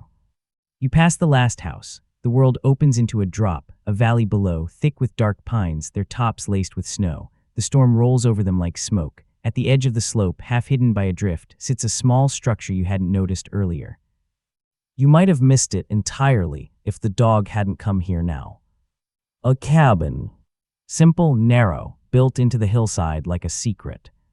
Your stomach turns. You know this place. Your muscles tense with recognition before your thoughts catch up. The dog stops a few meters away, as if giving you space. Its breath puffs from its muzzle in sharp, white bursts. You approach the cabin. Wooden steps lead up to a small porch, nearly buried. Your boots sink deep as you climb. The handrail is splintered, one side broken away, hanging crooked. You touch it. A flash hits you. Not like the earlier hazy impressions. Sharper, brighter, snow hammering down. A child bundled in your arms, burning hot despite the cold. Your hand gripping this rail, knuckles pale as you pound it on the door. Doctor, please, open, please. Your heart lurches, the world tilts. For a second you're not in the present storm, but in another one, years ago, lungs scorched, mind clear, terror humming in every cell. You drag yourself back to now. The door stands closed, a crude sign hangs above it, the paint faded beyond readability, but your bones remember what it once said. Clinic. You press your palm to the door. The wood is numbingly cold, but beneath that you think you feel a phantom warmth, a memory of light and noise and desperate movement. You push. The door resists for a moment, then yields with a reluctant groan, opening into darkness. The smell hits you first. Not fresh antiseptic, those days are long gone, but a ghost of it, a trace mingled with dust and old metal. A scent that once meant help is here, and now means something was tried and failed. You step inside. Your headlamp reveals a narrow room with metal-framed cots along one wall, cabinets against the other. Glass bottles lie shattered on the floor, their contents long since dried, smearing shadows on the wood like ancient stains. The dog waits at the threshold, not entering yet. Its body is tense, as though crossing this specific boundary takes more courage than any storm. You walk forward, boots careful. The air feels thick, full of echoes. You see yourself here. Not clearly, just flashes. You holding a small body on a cot. Hands moving quickly, yours, the doctor's, you're not sure. The dog pacing, whining. You shake your head, trying to pull the fragments into some coherent sequence. They slip like water between your fingers. At the far end of the room, a curtain hangs crooked on a bent rail. It stirs slightly in the draft. You approach. Your hand hovers over the fabric. A single word surfaces in your mind. Not yours. The child's. Papa. You pull the curtain aside. Behind it, instead of another cot, you find a small alcove, a chair, a narrow table, a shelf. On the table sits a metal box. The sight of it strikes you in the gut. Your knees almost give. You know that box. You just don't know why. You step closer. Lift the lid. Inside, more papers. A folded cloth. A small, cracked plastic toy car. And another diaries. Not the one you brought from the house. A second one, smaller, covered in worn red fabric. You pick it up, fingers clumsy. The first page is dated. March 5, 1984.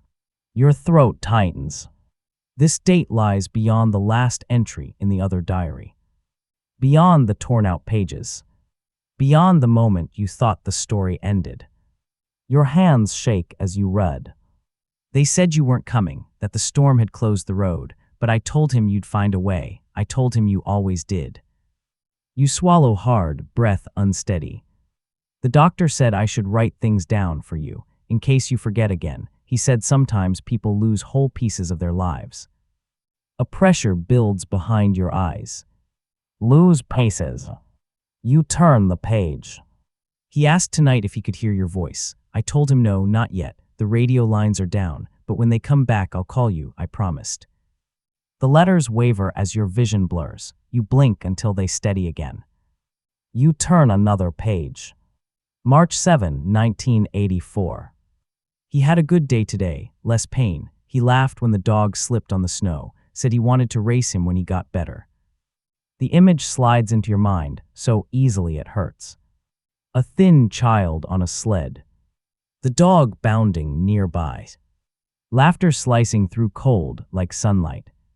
You grip the diary so tightly, the cover cuts into your skin through your glove. You turn the page again. This entry is shorter, sharper, written as if the hand that held the pencil shook. The doctor said we might have to send him away, to the city, to specialists. He said you'd get lost finding them. I told him he doesn't know you like I do.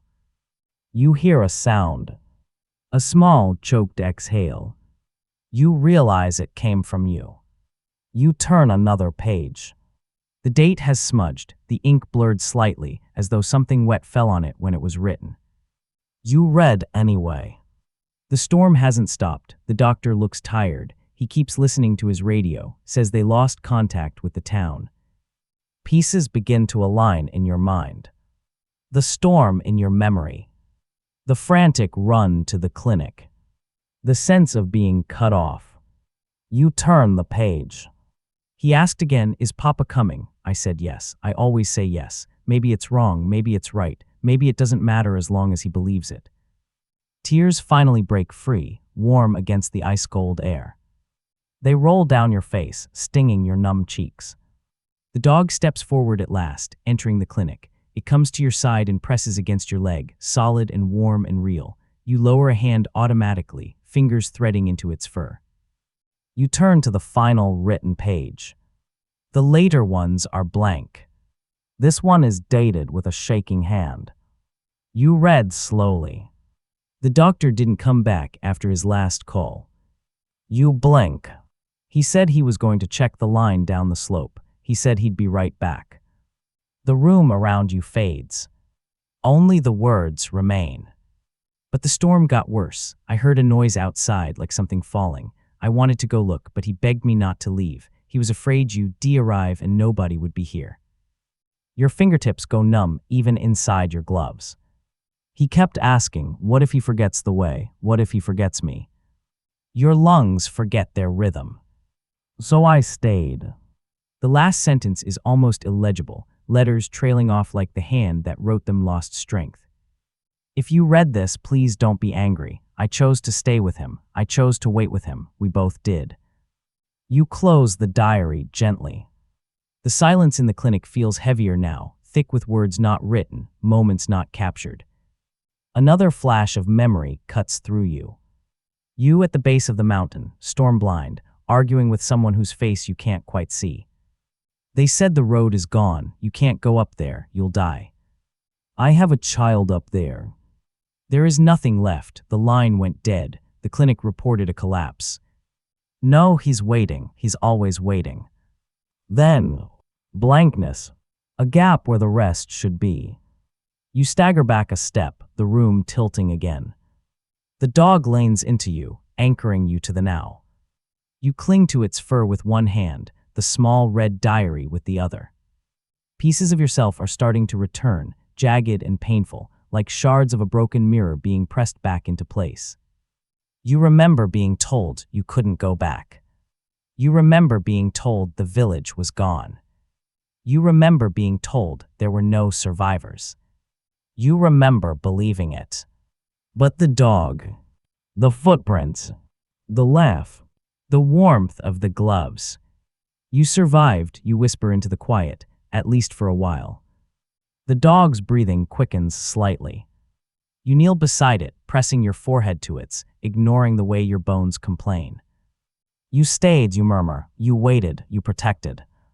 Its eyes close briefly, as if accepting a confession long overdue. You stand slowly, wiping your cheeks with the back of your glove. The tears freeze quickly, leaving faint, crystallized tracks on your skin. The storm outside howls against the cabin walls, as if it wants to tear the building free, rip it from the mountain, erase what's inside. You won't let it. Not this time. You tuck the red diary into your coat next to the first one, feeling their twin weights settle against your chest. Evidence, memory, promise. You look down at the dog. We're not finished, you say. There's one place left, isn't there? The dog doesn't hesitate. It turns and walks back toward the door. You follow. Outside, the wind hits harder, enraged by your intrusion into old truths. Snow slashes at your face, your hands, your exposed skin. The world is reduced to a tunnel of white and the narrow circle of your headlamp. The dog pushes forward, climbing the slope back toward the village. Its tail is low but steady. Its path is sure, as if guided by a map engraved not on paper, but in bone and memory. You fight to keep up, boots slipping more than once. Your lungs burn with the effort. Your body is old, your joints stiff, your muscles tired. But something has shifted inside you. For the first time in years, you feel a purpose sharper than your own limitations. You reach the main street again. The houses loom like dark teeth on either side. The storm shrieks between them. The dog does not stop at the blue door. Does not turn toward the school. Does not glance at the community hall. It heads for the very end of the road. To the place you haven't yet gone. A small, low building pressed against the mountain rock. No windows, just a wide wooden door reinforced with heavy crossbeams. Storage once. Then shelter. Now, a threshold. You stand before it, panting, throat raw. The dog takes its place beside the door and looks up at you. There is no hesitation in its gaze. Only expectation. Your fingers close around the iron handle. The metal bites your palm. This time you don't flinch. You pull. The door opens into darkness darker than any you've entered yet. The air that spills out is still. Not the vicious cold of the storm. A different kind of chill. The kind that lives where time has stopped. You step forward. Behind you, the dog follows, one careful step at a time. Whatever waits in this room is the heart of everything you forgot. And for the first time since you arrived in the village, you understand. You're not descending into a ghost story. You're walking into the center of your own abandonment. The darkness inside the shelter feels different from the other rooms you've entered. The school was full of dust and chalk ghosts. The house carried the warmth of a life abandoned. The clinic held the sharp aftertaste of panic and effort. Here the dark is still, like a held breath that never finished. You stand just inside the doorway, letting your eyes adjust around the narrow circle of the headlamp. The dog brushes against your leg, then moves ahead, paws whispering over the floor. Your light begins to map the room. Stone walls, low and curved, lean close like folded arms. The ceiling is cross-braced with wooden beams, heavy and thick, some cracked but still holding. Shelves line one side, packed with old jars and cans, labels crumbling, contents long useless. In the far corner, blankets lie piled on a raised wooden platform. A small stove squats near them, its pipe disappearing into the wall. A metal lantern hangs crooked from a hook overhead, glass intact but clouded. You step farther in. The air is dry, no snow has invaded here, no wind howls through cracks. This place is sealed enough that time has been slowed, preserved in a way that makes your skin itch. The dog moves straight to the blankets and stops. You follow, boots thudding softly. As you draw closer, you see it. A shape beneath the top blanket. Small, still. For a moment, your body refuses to move. Your heart curls in on itself, trying to protect something fragile at its center. The beam of your headlamp trembles in your hand. You know what this is. You know what it must be. But knowing doesn't make it easier to see. The dog looks back at you, eyes dark, steady, impossibly gentle. It lowers itself beside the platform, head resting on the wood. You recognize the posture now. You've seen it each time the dog settled near you. Guarding, waiting. You force your hand to move. You kneel, fingers hovering above the blanket. The fabric is brittle under your touch, fibers hardened by cold and age. You peel it back slowly. The air itself seems to flinch.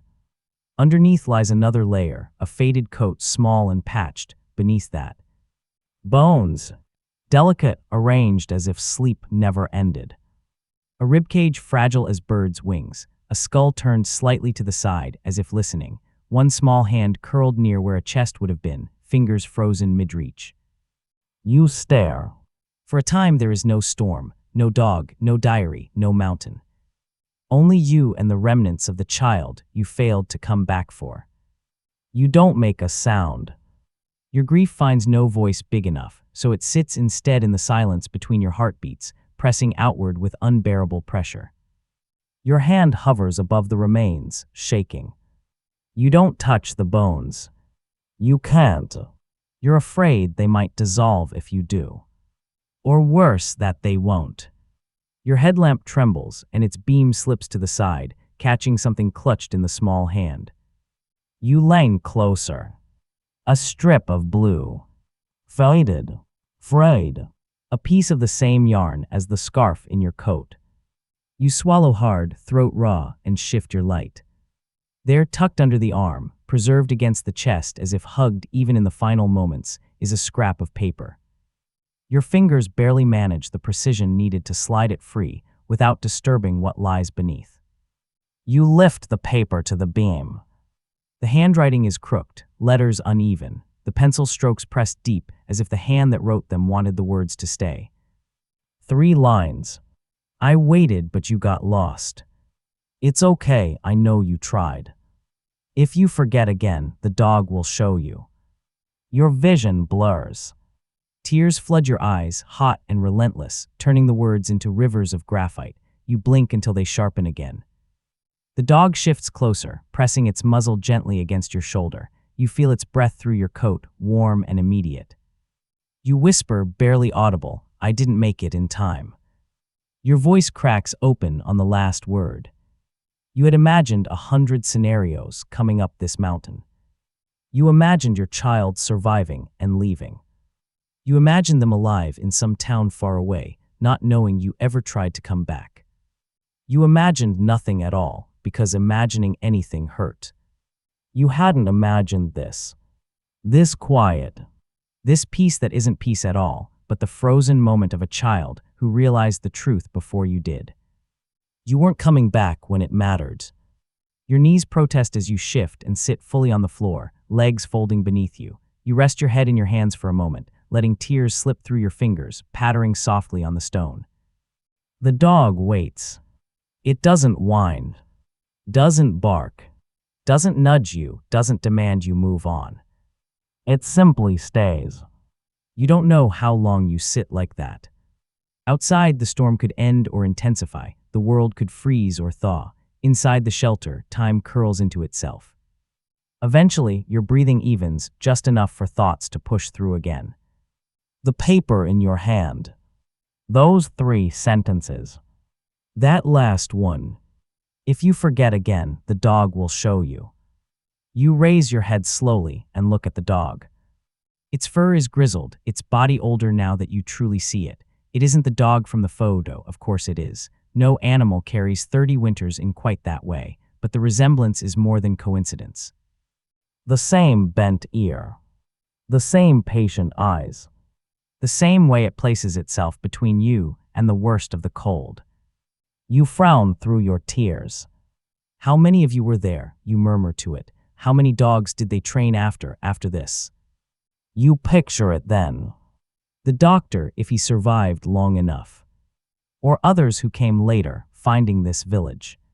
Finding the child. Finding the diary. And the dog. Maybe they took the first dog down the mountain, gave it food, gave it safety. Maybe that dog had pups. Maybe, as years passed and your name became a story whispered at tables, they kept training one dog in every generation. If he comes back, they would tell it, show him. Show him the house, the diaries, the clinic, this room. The dog beside you lifts its head slightly, as if hearing your thoughts. Its eyes look almost human in the fireless light. You were never just waiting, you say hoarsely. You were guiding. The dog's tail thumps once, softly, against the floor. You look back at the small skeleton. You half expect to feel nothing but guilt, to drown in it, but under the crushing regret, something else flickers, thin and fragile, like a match struck in a storm. The child didn't write hatred on that note. Didn't write blame. Didn't write you failed me. They wrote, I know you tried. They understood what grown adults could not. You bring the note closer to your chest, pressing it against the diaries under your coat, as if folding the three voices together, yours, the caregiver's, the child's. Your family scattered across pages. A gust of wind rattles the door, reminding you the world still exists beyond this small space of bones and paper. You inhale slowly, then exhale. Your voice is calmer when you speak again, though it still carries the roughness of a hillside dug with bare hands. You were alone, you tell the child who is no longer here. I left you alone. Even if I didn't choose it, I did, and you still forgave me. The dog presses closer, as if saying, not alone, not entirely. You look around the shelter more carefully now, not just at the corner with the blankets. There are other signs. Scratches along the wall at child height. 4 short lines stacked on top of each other, each with a date. The last one half finished. You run your palm over them gently. A crude drawing of a circle with lines poking out sun. A stick figure holding hands with a taller one. Another dog shape with a bent ear. The story of this room is written everywhere if you know how to read it. You crouch again beside the skeleton and the note. What do I do with this? You ask the air, the walls, the dog, yourself. How do I carry it now? The answer doesn't come in words. It comes in the dog's movement. It stands and takes a step toward the platform, then nudges the wooden edge with its nose. Once, twice. You hesitate. Then understand. Not to take. Not to disturb. But to mark. To acknowledge. You find a corner of the blanket that's not completely brittle, fold it carefully, and place it over the small form again, not to hide, but to cover with intention, not abandonment. Your hands move slowly, reverently. When you're done, the blanket lies smoother, less like something thrown in panic, more like something placed with care. You sit back. Thank you for waiting, you whisper. The air in the room feels subtly different. Not warmers. Not lighters. Just less held. You stand on legs that protest, every joint loudly reminding you of your age. You steady yourself on the wall. There's one more thing. You take the stuffed toy dog from your coat and lay it gently on top of the blanket, right over where the child's hands would once have been. It feels right. Not an offering. A return. The dog beside you stares at the toy, then at you. Its eyes shine with reflected light and something more. You straighten slowly. There's nothing more to uncover here. Not facts. Not clues. Only truth laid out in the stark simplicity of bones, paper, and faith. You turn toward the door. Before you leave, you pause and look back one last time, memorizing the room, the platform, the blanket, the toy. You know that in time your mind might blur details again. That's what it does. That's what it has always done. But now there are diaries. A note. A dog. You won't be alone with your forgetting. You step into the corridor of cold air near the threshold. The dog follows, casting one long look back before joining you. Outside, the storm has changed. The wind still moves, but less violently. Snow falls in softer, slower flakes, drifting down through the dark like ash from a quiet fire. You pull the door closed behind you. It thuds shut with a final, resonant sound, neither harsh nor gentle, just firm, a period at the end of a chapter you should have read long ago. You stand in the snow, breathing deep, the crisp air stinging your lungs. The dog circles once in the powder, then comes to your side. It nudges your hand with its nose, then starts walking back toward the village center. This time its pace is different. No longer searching. No longer hunting for pieces. It moves as if leading you away from the wound now that it's been opened and claimed. You let it. As you walk, the village transforms in your perception. The same ruins, the same broken windows, the same sagging roofs, but everything feels contextualized. These aren't just things abandoned. They are pieces of a story that had an ending. You reach the square again. The swings in the schoolyard are still now, chains resting. The community hall stands quiet, the blue door waits. You turn in a slow circle, taking it all in. You came here looking for the beginning of something, memory maybe, a missing piece. Instead, you found an ending. And strangely, that feels like a beginning too. The dog sits in the center of the square, watching you. You walk to it and lower yourself awkwardly into the snow beside it, knees complaining. The cold seeps into your bones, but you don't care. You rest your hand on its back. You did what he asked, you whisper. You showed me. Its tail thumps softly in the snow. You tilt your head back, looking up at the sky. The clouds are thinning, revealing a few stars pricking through, hard and cold and bright. You think of all the nights your child may have lain awake in that shelter, staring at this same sky through whatever gap they could find, waiting for a shape on the road, waiting for a familiar step, waiting for a promise to be fulfilled.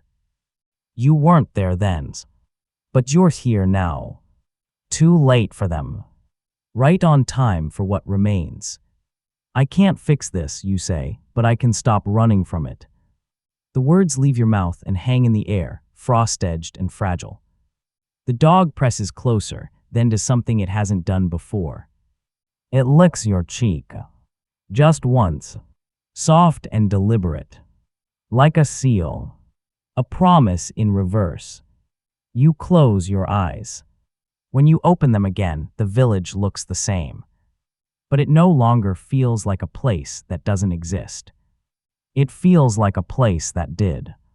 Fully, painfully, beautifully. And now you have a choice to make. You can go back down the mountain and let this truth sink into you silently, alone. Or you can carry it to others. Tell them what really happened.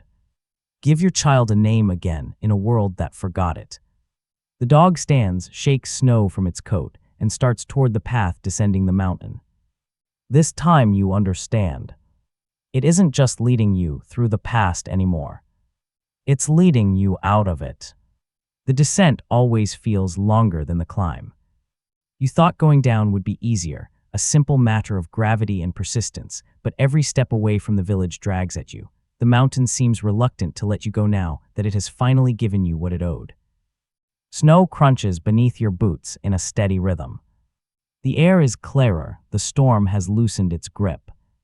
Your breath puffs out in visible bursts, calmer now, measured. The dog leads the way. Its pace is unhurried but sure, navigating the familiar bends and hidden dips in the path with the confidence of someone who has walked it in every season, every storm, every year you stayed away. You glance back once. The village is a cluster of shadows now, soft and blurred against the white. The blue door is no longer distinct. The school, the hall, the shelter, they melt into the shape of the mountain itself, as if the land is reclaiming them. You feel a sharp sting in your chest, a reflexive panic. What if you forget again? Your hand rises to your coat, fingers pressing against the bulge of the diaries and the note hidden inside. Paper crinkles faintly.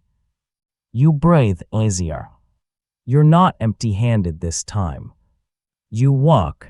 The path narrows, curling along the side of the ridge. Trees gather closer, their branches heavy with snow, bowing toward the earth as if listening. Icicles glint from their limbs, catching the early hints of moonlight. Your legs ache, your hips grind with each step. The altitude, the cold, the weight of what you've learned, all of it battles your aging body. But there's a steadiness inside you that wasn't there on the climb. You know what you lost now. You know where you failed. You know who waited. And you know that somehow, in the way only children can manage, they forgave you before you had the chance to ask. The dog slows briefly at a narrow bend and glances back. Still here, you murmur. Its tail gives a little wag, small but sincere, before it trots on. As you descend, memories begin to rise more easily. Not the jagged, disjointed flashes from before, but fuller scenes, though still frayed, still light-struck at the edges. You remember the sound of your child's laugh echoing off the school walls. You remember hands tugging at your coat, demanding a story. You remember tying that blue scarf clumsily around a thin neck and hearing, "Too tight, Papa," followed by giggles. You remember the first time the doctor said the word degenerative and how it cracked the world quietly in two. You remember telling yourself that work in the valley was temporary. Just for a season. Just long enough to save money for treatments, for medicine, for something that might help. You remember promising, "I'll always find my way back." You remember believing it. Your foot slips on a patch of ice. The world tilts. Before your body can fully surrender to gravity, something solid slams into your side, the dog. It braces itself, legs planted, shoulder pressing into your knee. You grab at its fur instinctively, fingers digging in. Your balance returns. You stand there for a moment, chest heaving. "Thank you," you breathe. The dog huffs softly, then steps away, as if embarrassed by its own heroics. You continue down. The sky shifts gradually from storm dark to a deep, velvety blue. A few stars prick through, steady and indifferent. Below, faint pinpricks of light mark the town in the valley, a scatter of warm windows clustered like embers. For a moment, the sight steals what little breath you have left. That town was the whole world for you after the village was declared gone. A place to survive. A place to forget. A place where mountains were just a backdrop, not a promise you failed to keep. You blink hard and keep moving. As you descend, the dog's pace slows. Its breaths come out in longer, heavier puffs. Its paws drag slightly more than they did before. You notice. "How many times have you done this?" you ask quietly. "How many slopes have you walked, waiting for me to show up on one of them?" The dog doesn't answer, of course. But the weariness in its gait tells you enough. You stop for a moment beneath a leaning pine, letting your legs rest. You lean against the tree, bark rough against your back. The dog sits near your feet, lifting its face to the wind, reading scents you can't detect. You reach down and run your fingers along its neck and shoulders, feeling the knots of old muscle, scars half hidden under fur, the thick ridge of bone at the base of its skull. "So many winters," you murmur, "more than either of us should have had to endure for one promise." The dog's eyes close halfway, accepting the touch. The quiet is soft here, no storm, no voices, just wind threading through branches and your own heart beating steadily, no longer thrashing. You straighten with a grunt and push on. Eventually, the trees thin. The path widens. You reach the point where the mountain road, if it can be called that, meets the first sign of human life. A crooked wooden post. A faded notice. Words half erased by years of sun and snow. You wipe away frost with the sleeve of your coat. Beneath the crust, you can just make out the remains of a message. Village closed, access forbidden, risk of collapse. A familiar wave of anger passes through you, brief but hot, and then dissolves into something more weary. "They told me the same thing," you say. The dog stands beside you, gaze flicking between the post and your face. You look down the road. Lights glow faintly farther down, like constellations spilled onto the ground. The town waits there, people, heat, questions. You swallow. You've lived there for years, walking its streets as a man without a past, a stranger in his own skin, a retired nobody with a fading memory and a vague sense of missing something important. You feel different now. Not better, not fixed, but more assembled. You pull the diaries from your coat, careful not to let the cold bite into the pages. Their red and worn covers sit in your palms like two beating hearts. "These are the proof," you whisper. You, him, the doctor, the storm, all of it. Your fingers shake as you tuck them back inside your coat. Not with fear this time. with responsibility. You walk. The road down is easier now, packed snow from repeated use. Your steps fall into a rhythm, echoed by the soft pad-pad of paws beside you. By the time you reach the edge of the town, your legs feel like stone, but you're still moving. Houses loom on either side, yellow light glowing behind curtains. Smoke twists from chimneys, carrying the smells of soup, wood, and human life. You pass a small store with an extinguished sign. A stray cat dashes across your path. In another doorway, an old woman glances out, sees you, and pauses. Her gaze drops to the dog. Her eyes widen. Again, she murmurs in your language, voice thin with disbelief and something like awe. He found another one. You stop.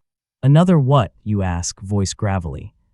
She steps outside, pulling her shawl tighter around her shoulders. The cold nips at her cheeks, turning them sharp pink.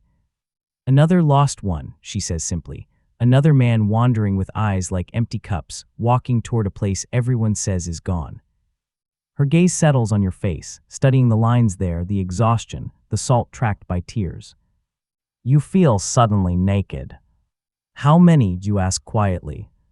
She shakes her head slowly. I do not know, not many, a few, over the years. The dogs always went up with them. Her eyes moved to your companion, always came down alone. Her words land like a stone in your gut. You glance sharply at the dog. It stares back calmly, neither confirming nor denying anything, but its eyes hold more winters than you have counted. Did any of them remember, you ask? The woman studies you for a moment, then nods toward your coat. You came back with something, she says, so yes, at least one did. Your hand presses instinctively over the diaries. They told me the village was destroyed, you say. They told me no one survived, that there was nothing to go back to. She sighs a long, tired sound. They told many people that, she answers, easier than letting them climb into storms and die chasing ghosts. She lifts one shoulder helplessly. Still, some came, some insisted, some had dogs. Generations of them, you murmur. She nods, eyes never leaving the animal at your side. They train them, she says, or so I hear. I have only seen the tails of them disappear into snow. A faint smile touches her lips, always the same ear bent. You look down. The dog's bent ear twitches. You exhale. I remembered, you say, voice low, rough. Enough of it. The woman's gaze softens. For a moment, she looks older than the mountain itself. Then he did his job, she says. He can rest now. The sentence snags something inside you. Rest, you echo. She doesn't answer. Instead, she lifts a hand in a small gesture of farewell and slips back into her house, shutting the door softly behind her. You stand there for a long breath, staring at the closed door, then turn to the dog. It meets your eyes, calm, patient. We're not done yet, you tell it. We still have someone to tell. We still have him to name. The dog's tail moves once. You walk deeper into town, toward the cluster of buildings at its center, the small clinic, the administration office, the public square with its lonely statue. As you move, faces appear in windows, brief glimpses, silhouettes. Most people look away quickly, uninterested in an old man and a mountain dog. One doesn't. The town doctor, white-haired now, shoulders rounded, eyes sharp despite the years, steps out of the clinic doorway and squints into the cold. You should not be walking back from there, he calls, tone more weary than scolding. The mountain is not a place for. He stops. Recognition slips slowly across his face, like dawn over a ridge. He knows you. Not intimately, but enough. You've come to him for pills. For tests. For the quiet, resigned pronouncement of early cognitive decline. Now you stand before him with wind-burned cheeks and old snow in your hair, and something painfully clear in your gaze. And a dog that won't leave your side. He takes a step forward, suddenly cautious. What did you do? He asks softly. I went home, you answer. Your voice surprises both of you with how steady it sounds. He studies you. Then the dog. Then your coat where two diary corners peek out. He says enough. Inside, he says. You shake your head. Not yet, you reply. First outside, people need to hear. Who, he asks, frowning. It has been decades. The people who lived up there, most are gone. The story is old. That's exactly why, you say quietly. Old stories disappear if nobody tells them again. The dog sits between you, turning its head from one to the other like a mediator. You walk together to the square. The doctor follows slowly, uncertain, pulling his coat tighter around himself. A few curious faces appear in windows. A young couple steps out of a doorway. The old woman from before lurks at the edge of her stoop. You climb the 3 shallow steps to the base of the statue, the anonymous stone soldier staring out over the town. Your knees protest, but you make it. You face the small, scattered audience. It feels strange at first. Speaking has never been your strength. You've spent years speaking as little as possible. You've grown used to your voice echoing only in empty rooms. Now it carries across snow, bouncing gently off stone. I was told, you begin, that the village up there was destroyed. A couple of people glance away, uncomfortable. I was told the storm took everything, you continue. The people, the houses, the clinic, the school, my child. The doctor flinches slightly. You might his gaze. Maybe you believed it, you say. Maybe the reports said so. Maybe nobody wanted to risk climbing up to check. Maybe it was easier to say gone than to say too hard to reach. Silence settles around your words. You pull the diaries from your coat with slow, careful movements. Your fingers are stiff, but they manage. You hold the books up so those closest can see. These are his words, you say. The caregivers, the doctors, the child's, they survived, for a while, long enough to know I didn't come back, long enough to still believe I tried. You don't raise your voice. You don't need to. The truth does its own echoing. The doctor walks closer, eyes fixed on the diaries. His hand lifts tremulously. May I, he asks. Later, you answer gently, after I tell you the part that matters. You look at the small circle of faces. At the dog sitting at your feet. At the sky above, where the clouds have finally broken enough to reveal a band of stars. My child died waiting, you say simply. The words don't shatter you now. They settle. They weren't saved, they weren't rescued. They weren't carried down the mountain on a stretcher to some hospital with shining lights. You shake your head. They died in a shelter carved into stone, holding a toy dog and a scrap of blue scarf. The old woman covers her mouth. The doctor looks like someone carved a notch out of his chest. And yet, you continue, they wrote that they knew I tried. They wrote that if I forgot, the dog would show me. You place a hand on the dog's head. This dog, you say, and the ones before him, kept that promise when I could not. You let the weight of that truth hang there. It feels like something loosening inside you, not healing, that's too simple, more like a knot finally untying after years of being pulled tighter. I don't tell you this to ask for pity, you say. I tell you because forgetting is easy when nobody keeps the story alive, because someday the village will fall completely, the roofs will cave, the paths will disappear, the diaries will fade. You lift one of the books slightly, and my mind will go with them. The doctor looks away, jaw clenched. You take a slow breath. But today, you say, I remember. Today I can say his name. Today I can say I had a child up there. He waited for me. He forgave me. And he deserves more than silence. You speak the name. It leaves your mouth like a prayer, like a stone being laid onto a grave, like a bell rung once in clear air. The dog's ears twitch when it hears it. Something in your chest unclenches. Write it down, you say to the doctor. In your books, in your records, put a note by the old notice that says, they did not all disappear. Some tried, some waited, some loved. Your voice softens. And a dog kept watch when the rest of us failed. The square is very quiet. Then the old woman nods, once. A young man steps forward and says he will help you copy the diaries. The doctor reaches for them with hands that shake, not from age, but from the weight of what you've handed him. You pass him the red book. Be careful, you say, it holds more than paper. He nods silently, clutching it to his chest. The cold begins to seep deeper into your bones. You feel your strength dipping, your body reminding you that speeches and mountain climbs are not things to repeat often at your age. You look down at the dog. It returns your gaze with an unreadable expression, tired, steady, kind.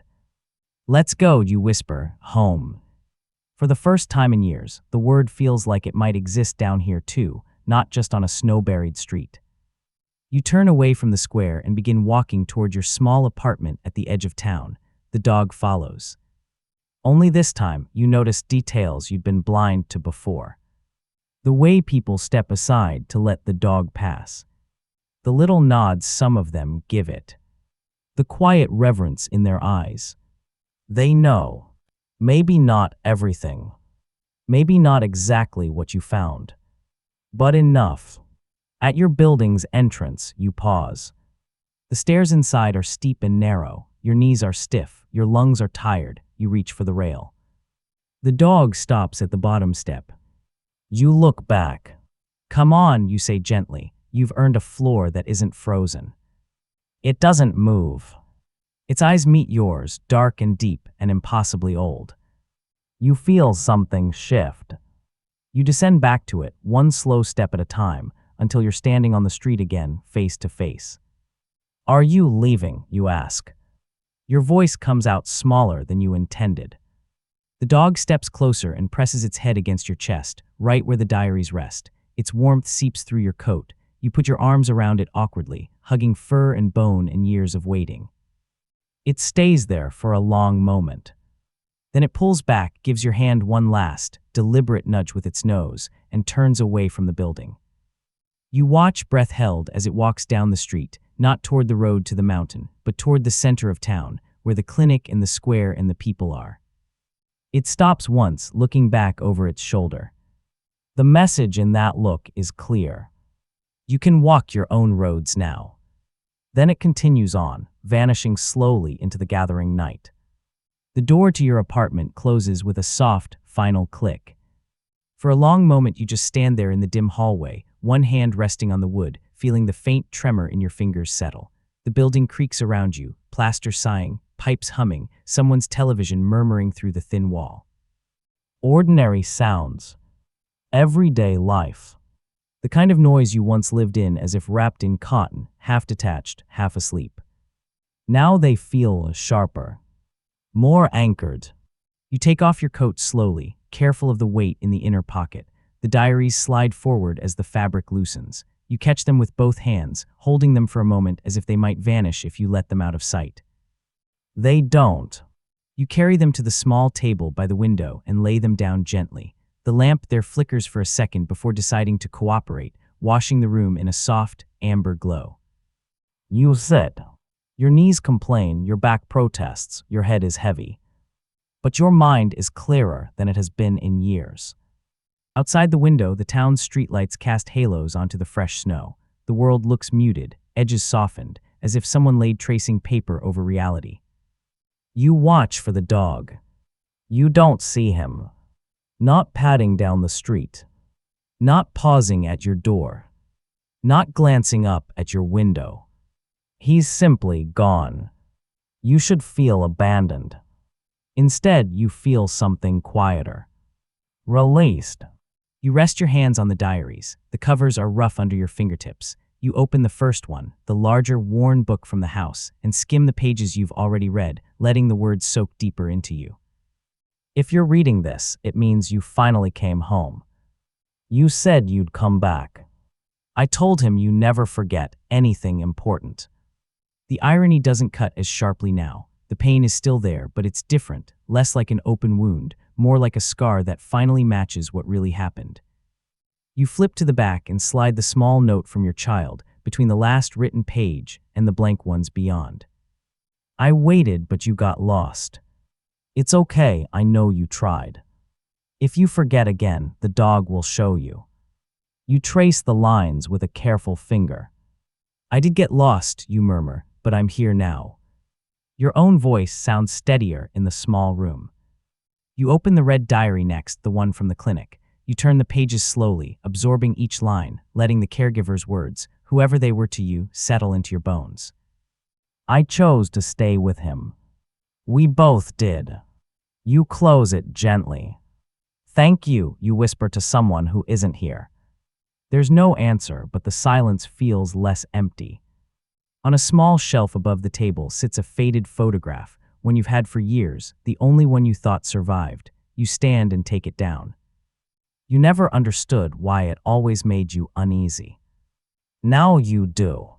It shows you at some town celebration, surrounded by people whose names you never bothered to remember, a forced smile on your face, a glass raised in a toast you don't recall. You watch that version of yourself for a moment. Then you put the photo back on the shelf and shift things aside to make room for something else. You lay the two diaries there, side by side. Not hidden. Not buried in a drawer. Visible. You find a notepad and a pen in the drawer beneath the table. The pen takes a moment to cooperate, ink sputtering before it flows. Your handwriting is less steady than the one in the diaries, but it's yours.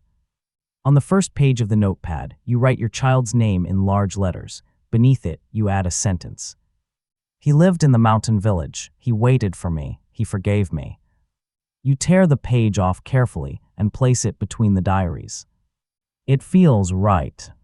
You make tea not because you particularly want it, but because your hands need something simple to do, something that doesn't involve grief or mountains or dogs. The kettle whistles eventually, shrill and familiar, and the cup warms your palms as you sit again. Steam curls in front of your face, carrying the faint scent of dried leaves. For the first time tonight, your body remembers how tired it is. You sip slowly, the liquid not quite hot enough to burn, but warm enough to spread heat through your chest and stomach. Outside, snow keeps falling, lazy now, unhurried. You think about the square. About the doctor's face when you handed him the diary. About the old woman's covered mouth. About the young man who stepped forward and offered to help copy the pages.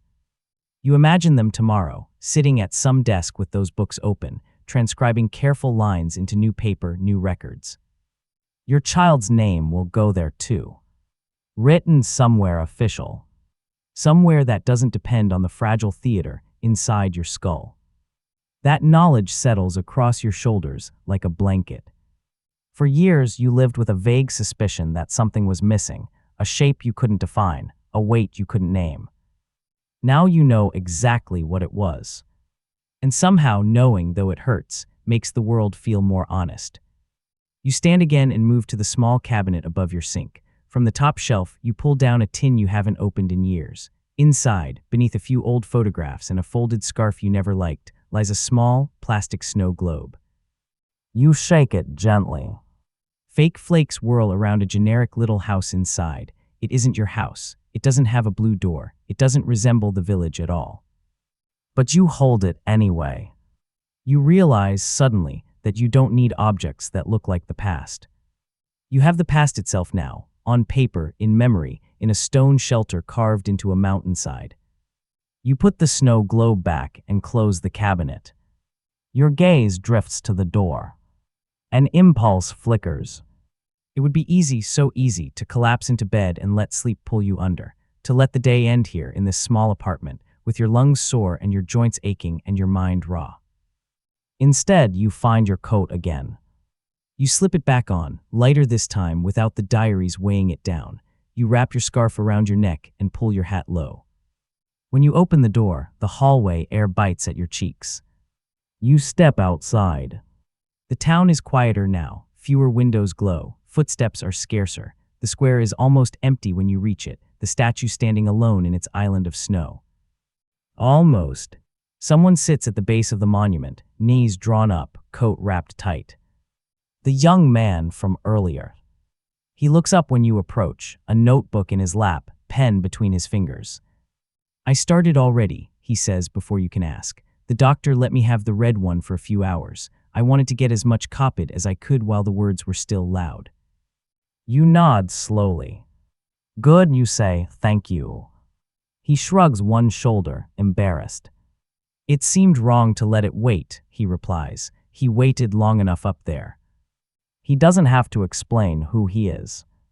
You sit beside him on the cold stone, ignoring your knees' protest. The snow is shallow here, trampled by earlier feet. Your breath rises in ghostly wisps. The young man hesitates. Can I ask you something, he says. You nod. Do you regret remembering? He asks quietly. The question settles between you like a small flame. You stare at your hands for a moment, watching your fingers open and close against the cold. You think of the child's bones, the note, the toy dog. You think of years spent wandering your own life like a stranger in an unfamiliar room. Then you answer. I regret not going back sooner, you say. I regret leaving. I regret believing people when they told me the mountain had taken everything. You inhale, letting the night air scrape along your throat. But remembering, you shake your head slowly. No, I would rather carry the truth, however heavy, than keep walking with an empty weight I can't even name. He lets out a breath, a small cloud fading into the dark. Then I'll help you carry it, he says simply, tapping the notebook. Something behind your eyes tightens, but tears don't fall this time. Thank you, you say again. You sit there for another moment, shoulder to shoulder with someone who wasn't there, but who is choosing to be here now. The cold gnaws at your bones, but the feeling of being less alone dulls the bite. When you stand, your joints click audibly. The young man winces sympathetically. Go home, he tells you. Sleep, I'll keep writing. You nod and begin the walk back. This time, you don't look for the dog. You don't need to. He's in other places now. In the note. In the diaries. In the way people stepped aside for him on the street. In the path your memory now knows how to follow without pause to lead it. You reach your building, climb the stairs, and enter your apartment once more. It welcomes you with the same quiet, the same dim lamp, the same narrow bed, but the room feels different, not because it changed, but because you did. You move to the table. You take one of the diaries down, open it to a blank page at the end, and pick up your pen. Your hand shakes a little, but you start anyway. Today I went back to the village. You pause. Ink glistens wetly, even in the lamplight. You keep writing. The dog showed me what I forgot. I met my child again in bones, in words, in a note that forgave me before I ever asked. If I read this later and the details blur, I want to remember at least this. I loved him. He loved me. He waited. I'm late, but I came. You sign your name. It looks smaller than the one on the chalkboard in the school. Less sure, but honest. You close the diary. Your hand rests on the cover a moment longer than necessary. Then finally, you let yourself lie down. The mattress dips under your weight, familiar in the way only years of habit can make it. You pull the blanket over your shoulders and stare at the ceiling, listening. Not for laughter. Not for clanging metal. Not for a dog's claws on the floor. Just for your own breath. It comes slow, even, controlled. You think briefly that if dreams come, they might show you the village again. Maybe the blue door without snow. Maybe the school with voices in it. Maybe a small child running ahead, scarf trailing, calling your name. Maybe the dog, younger, bounding through powder, looking back to make sure you're there. You don't fear those dreams anymore. You welcome them. You close your eyes. For a moment, you're back on that snow-buried street at the top of the world. The houses sag under the weight of 30 winters. The wind is sharp. The sky is gray. And at the end of the road, waiting where the village meets the blank white of the mountain, stands a dog. Still watching. Tail moving in one slow arc. Not with impatience. Not with accusation. Just with a kind of quiet joy. The kind that comes when someone finally keeps a promise, even if it arrived late. You walk toward him. This time you are not lost. This time you know exactly who you are, who you were, and who you failed. And this time, as snow shifts around your boots and the dog pads beside you, you feel something you never thought you'd feel again in the ruins of that village. Not peace, but something close.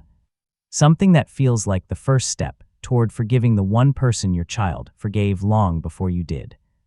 Yourself.